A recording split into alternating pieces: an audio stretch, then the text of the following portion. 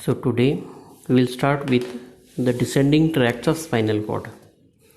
Descending tracts, as the name itself indicates, these are the tracts or these are the fibers, nerve fibers which are descending downwards from brain to the spinal cord and from spinal cord up to the skeletal muscles. So these fibers are mainly formed by motor nerve fibers. They are mainly motor in their function. So these descending fibers, they are of two types mainly. One is they are called as pyramidal tracts and second one is extrapyramidal tracts. So first we are going to study about the pyramidal tracts here. So pyramidal tracts, these are the tracts which are found first, these are the first tracts which are found in the human being. And these tracts, they mainly control the voluntary activities of body. There are mainly two types of pyramidal tracts are there. They are called as anterior corticospinal tract and posterior corticospinal tract. Anterior corticospinal tract and lateral corticospinal tract. So this tract is called as a pyramidal tract because it gives the appearance of a pyramid on the upper part of anterior surface of medulla oblongata.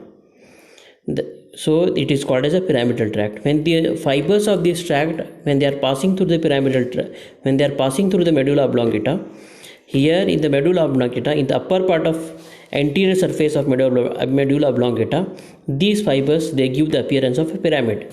That is why they are called as, this tract is called as pyramidal tract. Now all the fibers which are present here in this pyramidal tract, they are present since the birth, but the myelination of these fibers is completed in 2 years of age, after 2 years of age. And the large fibers of this pyramidal tract, they disappear in old age. That is why it causes automatic shivering type of movements in old age. Now we will go to the course of this tract here. Now here in this diagram you can see, here these are some motor areas are there. There is a primary motor area, premotor area, and there is a somesthetic area 1, somesthetic area 2, and somesthetic association area, or it is also called as somatosensory area. So the fibers of this tract, that is pyramidal tract, as it is a motor tract, here these are the motor fibers which are originating from these areas. So 30% of the fibers are originating from this primary motor area, that is area number 4. Then remaining 30% of the fibers are originating from this premotor area. You can see here area number 6A, 6B, like this. So the 30% of these areas, 30% of the fibers are originating from this premotor area, 30% from primary motor area, and remaining 40% of fibers are originating from the somatosensory area, which is situated here in the parietal lobe. You can see here, this is the parietal lobe. So here in the parietal lobe, some somesthetic area 1, somesthetic area 2, you can see these are the somatosensory areas. So 40% of the fibers are originating from this somatosensory area. After taking origin from this area, now the fibers will descend downwards. So primary motor area, here there are two types of cells are there, that is called as giant cells or bed cells. So from here 30% of the fibers are taking origin, motor fibers.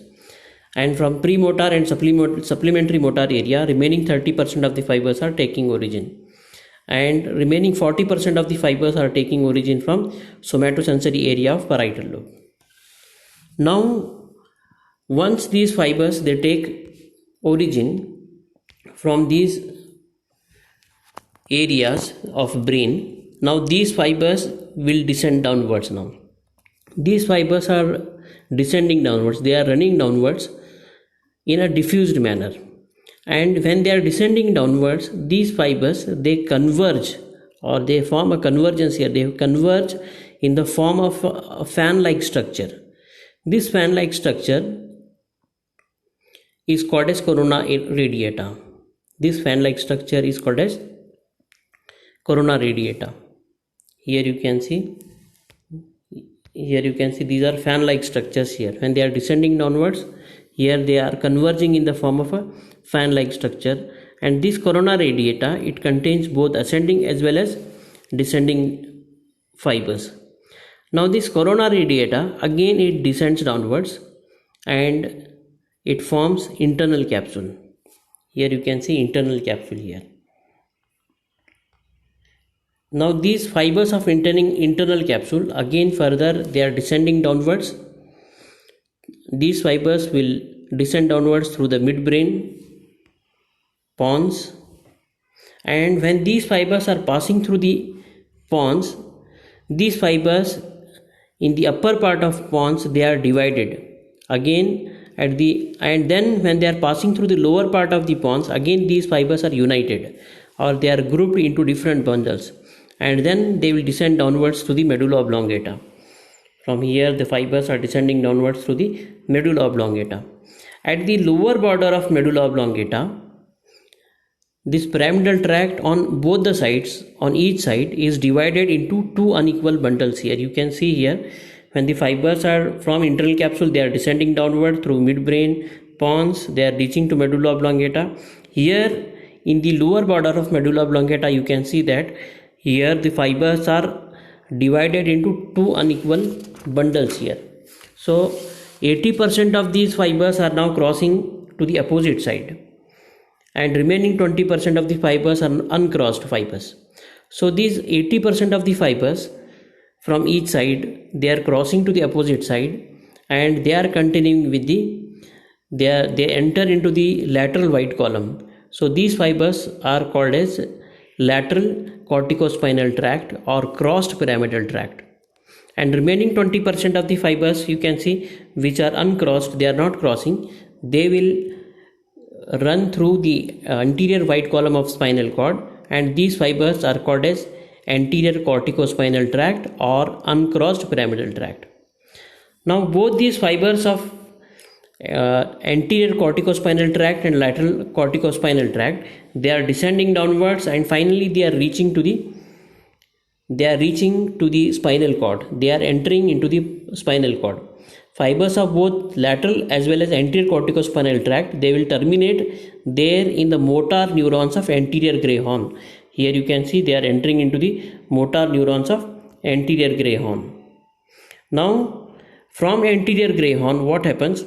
The spinal nerves will arise. The axons of motor neuron will arise. Another spinal nerves will arise from the anterior gray horn, and these spinal nerves, they will supply to the skeletal muscles. Now these fibers, which are originating from the brain and they are reaching up to the anterior gray horn, these fibers of pyramidal tract, they are known as upper motor neuron. These are the fibers of pyramidal tract from brain up to the motor neurons of anterior gray horn of spinal cord. Now those fibers which are originating from the spinal nerve, these axons which are originating from the spinal nerves and they are reaching up to the skeletal muscles, they are called as lower motor neuron. So this is about the course of pyramidal tract.